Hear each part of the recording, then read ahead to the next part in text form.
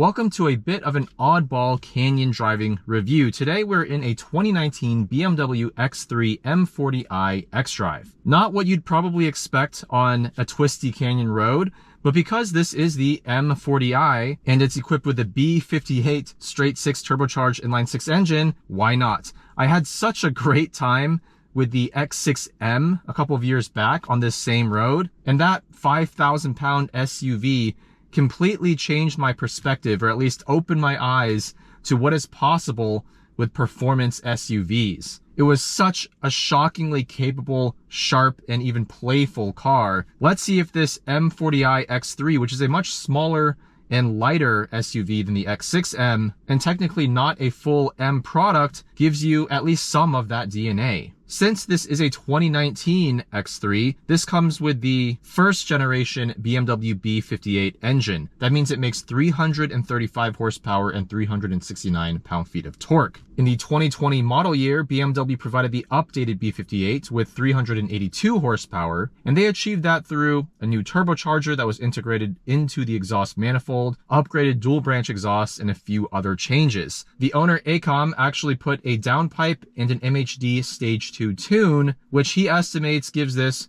over 400 horsepower at the wheels, running E30. The M40i comes standard with xDrive all-wheel drive, adaptive M suspension, an M Sport ELSD on the rear axle, M Sport brakes, and this is a roughly 4,300 to 4,400 pound SUV, which is quite heavy but much lighter than that X6M.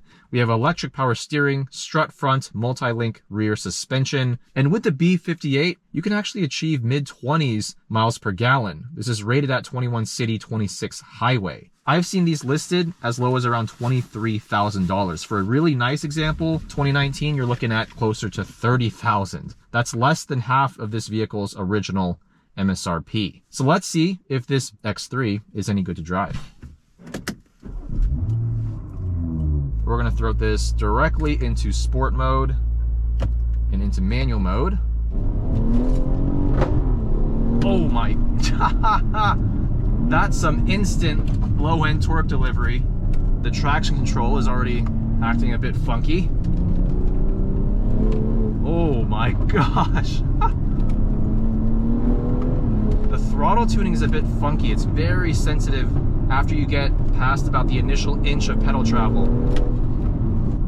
This is a fast little SUV. Wow. I'm actually a bit scared to go full throttle. You feel the weight of it for sure. And in sport mode, the steering gets artificially heavy. Good Lord. Yeah, this feels like well over 400 at the wheels.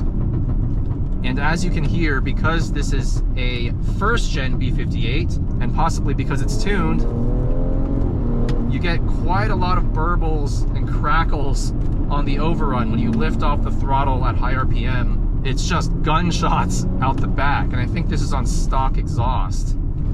From inside, it's pretty quiet, it's refined, but you can hear just this gunshot back there. It's very distant. Now with the M adaptive suspension in the stiffer setting, the body control is pretty good here without being overly stiff. In the X6M, it was so harsh. The damping was insane. It just felt like it was overcompensating because the vehicle is so heavy and has such a high center of gravity. This one is a lot better for daily driving.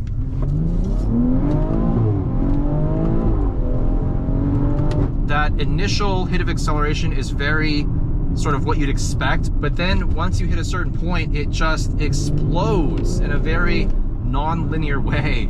I wonder if that's because of this tune. Wow, that exhaust is actually obnoxious. Wonder if there's a way to easily tune that out, because I love the performance of this engine. That sound, I don't love it. Wow, okay. On throttle there in third gear, I actually felt the rear help the car rotate. You can feel that it's a rear biased all-wheel drive system. Very nice.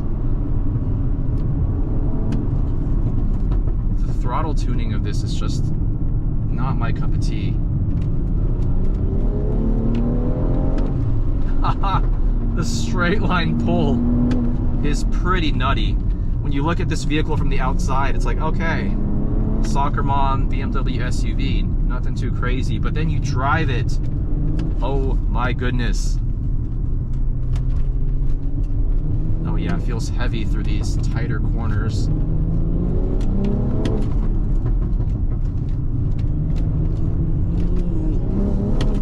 There's a rabbit. The brakes, so far, up to the task.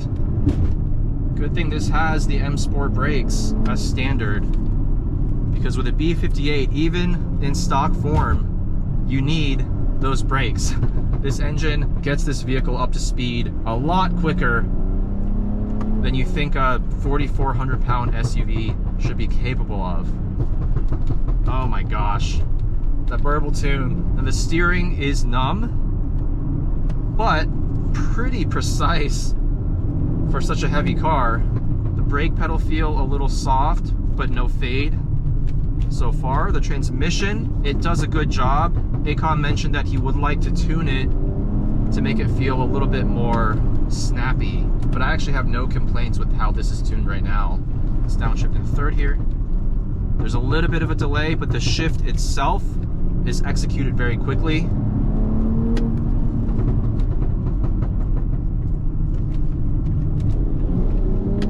A little bit of rotation there on throttle. Oh yeah. You can trail brake this car nice and deep into the corners to get the front end to bite. It's actually really quite impressive. I'm actually forgetting that I'm driving an SUV. I have to keep reminding myself that this is not just a BMW sports sedan with a B58, because that's kind of how it feels. The suspension obviously is softer, there's more body roll, but the overall balance, the overall dynamics, very reminiscent of something like a BMW M40i. I just hate the burble tune. Now we can just dial it back into comfort. The digital gauges change. Now, because this is a 2019, I believe this is a prior generation iDrive system, but you know what? I actually kind of prefer this over the new massive widescreen displays. I don't know, visually appeals to me a bit better. All right, back into sport. First gear.